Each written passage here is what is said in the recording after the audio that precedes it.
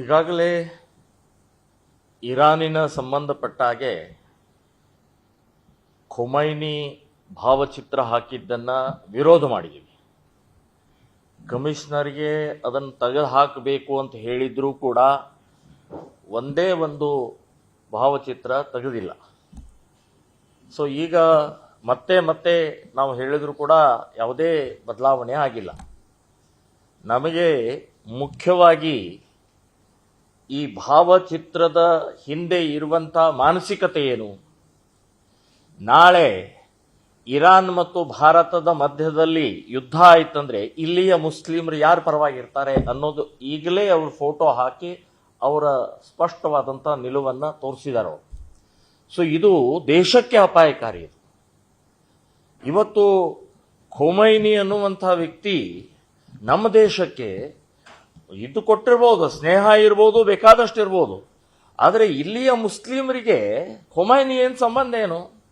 370ನೇ ವಿಧಿ ರದ್ದಾದಂಥ ಸಮಯದಲ್ಲಿ ಅದನ್ನು ವಿರೋಧ ಮಾಡದಂಥ ಖೊಮೈನಿ, ಅಲ್ಲಿಯ ಮುಸ್ಲಿಮರ ಹೋರಾಟಕ್ಕೆ ಬೆಂಬಲವನ್ನು ಸೂಚಿಸಿದಂಥ ಖೊಮೈನಿ ಮತ್ತು ಟೆರರಿಸ್ಟ್ ಎಲ್ಲ ಇಡೀ ದೇಶದಲ್ಲಿ ಇಡೀ ಜಗತ್ತಿನಲ್ಲಿರುವಂಥ ಎಲ್ಲ ಟೆರರಿಸ್ಟ್ ಸಂಸ್ಥೆಗಳಿಗೆ ಪೋಷಕರಾಗಿದ್ದಾರೆ.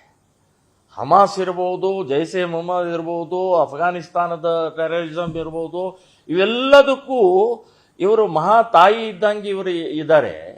ಸೊ ಮೋದಿಯವರು ಬಹಳ ಸ್ಪಷ್ಟವಾಗಿ ಹೇಳಿದರು, ಸ್ನೇಹ ಎಲ್ಲ ಇದ್ರೂ ಕೂಡ ಟೆರರಿಸಂ ಸಂಪೂರ್ಣ ನಾಶ ಆಗಬೇಕು ಅಂತನ್ನುವಂಥದ್ದು ಒಂದು ಸಂದೇಶವನ್ನು ಕೊಟ್ಟಿದ್ದಾರೆ. ಸೊ ಅಷ್ಟಿದ್ದಾಗಲೂ ಕೂಡ ಇಲ್ಲಿ ಪೋಸ್ಟರ್ಗಳನ್ನು ಹಾಕ್ತಾರೆ, ಫೋಟೋಗಳನ್ನು ಹಾಕ್ತಾರೆ ಅಂತಂದರೆ ಇದು ದೇಶದ್ರೋಹಿಗೆ ಸಮಾನಾಂತರವಾದ್ದು. ನಾವು ಇದನ್ನು ಒಪ್ಪೋದಿಲ್ಲ.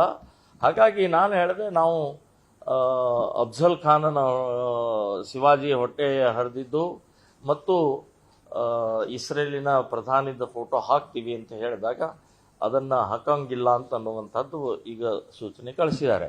ಅಷ್ಟೇ ಅಲ್ಲ, ನಾವು ಮುದ್ರಣಾಲಯಕ್ಕೆ ಎಲ್ಲಿ ಹೋದಂಥ ಇದರಲ್ಲಿ ಅವ್ರ ಕಡೆಯಿಂದ ಒಂದು ಲೆಟರ್ ತೊಗೊಂಡು ಹೋಗಿದಾರಂತೆ. ಏನಂದರೆ ಅಫ್ಜಲ್ ಖಾನಂದು, ಶಾಹಿಸ್ತಿ ಖಾನಂದು ಇಂಥವು ಯಾವುದೇ ರೀತಿಯ ಮುದ್ರಣ ಮಾಡೋಂಗಿಲ್ಲ ಅಂತ ಹೇಳಿ. ಏನಿದು ತಾನಾಶಾಹಿನ?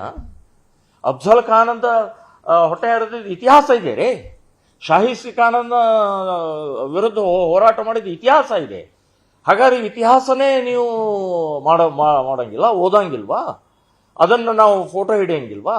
ಮತ್ತು ಶಾಹಿಸ್ತಿ ಖಾನ ಅಫ್ಜಲ್ ಖಾನಂದ ಮುಸ್ಲಿಮ, ಇವತ್ತಿನ ಈ ಮುಸ್ಲಿಮರು ಬೇರೆ, ಇವ್ರಿಗೇನು ಸಂಬಂಧ ಇಲ್ಲ. ಅದು ಅವತ್ತಿನ ಸಂದರ್ಭದಲ್ಲೇ ಹೋರಾಟ ಆಗಿದೆ. ಹಾಗಾಗಿ ನಾನು ಹೇಳ್ತಾ ಇರೋದು, ಇದೊಂದು ತಾನಾಶಾಹಿ ನಡೀತಾ ಇದೆ. ಕಾಂಗ್ರೆಸ್ಸಿನ ಏನು ಆಡಳಿತದಲ್ಲಿ ಈ ರೀತಿಯ ಪೊಲೀಸರ ವರ್ತನೆ ಕೂಡ ಅತಿಯಾದ ವರ್ತನೆ ಮಾಡ್ತಾ ಇದ್ದಾರೆ ಅಂತನ್ನುವಂಥದ್ದು ಹೇಳ್ತಾ ಇದ್ದೀನಿ.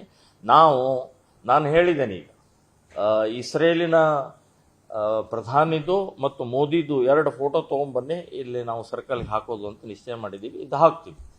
ನಿರ್ಭೀತ, ನಿಷ್ಪಕ್ಷಪಾತ, ವಿಶ್ವಾಸಾರ್ಹ ಸುದ್ದಿಗಳಿಗೆ ಮತ್ತೊಂದು ಹೆಸರಾಗಿರುವಂತ News18 ಕನ್ನಡ ಈಗ ಆಪ್ನಲ್ಲೂ ಲಭ್ಯವಿದೆ. ದಯವಿಟ್ಟು ಇಲ್ಲಿರುವಂತ QR ಕೋಡ್ ಸ್ಕ್ಯಾನ್ ಮಾಡಿಕೊಂಡು ಆಪ್ ಡೌನ್ಲೋಡ್ ಮಾಡೋದಕ್ಕೆ ಮರಿಬೇಡಿ. ನಿಮ್ಮ ಬೆಂಬಲ ಹೀಗೆ ಸದಾ ನಮ್ಮೊಂದಿಗಿರಲಿ. ಧನ್ಯವಾದ.